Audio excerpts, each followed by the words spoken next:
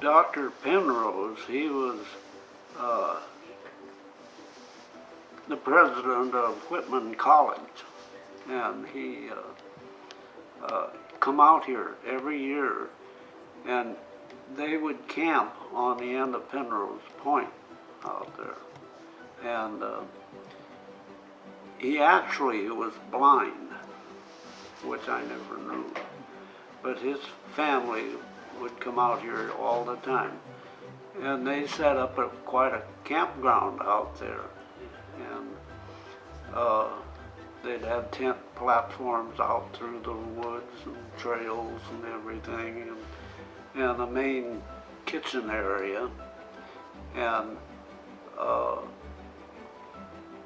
he finally got to where, well, my grandfather, right up here, he kept all of the Penrose family's supplies and everything here, and built a little cabin on the beach there for him to store his stuff. And he also had a little boat there, a launch they called it, and he'd keep it there in that building. In that boathouse that's Yeah. a carpentry building, the same one? Yeah, the one on the wall right there. Yeah, okay. And so we were kids, us kids were told not to ever go on that boat. And well, we obeyed what he said, almost. We'd sneak on it sometimes and all that.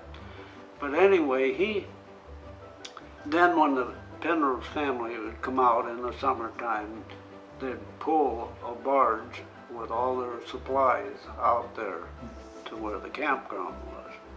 And he also built a seawall around the end of the point, concrete, which my grandfather did, and to keep the bank from washing away.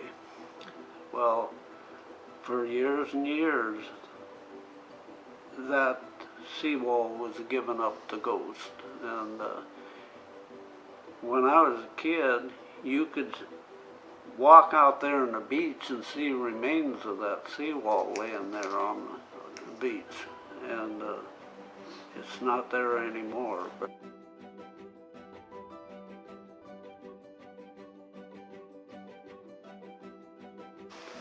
so when the park finally decided to buy Penrose Point, they wouldn't sell it, that end piece.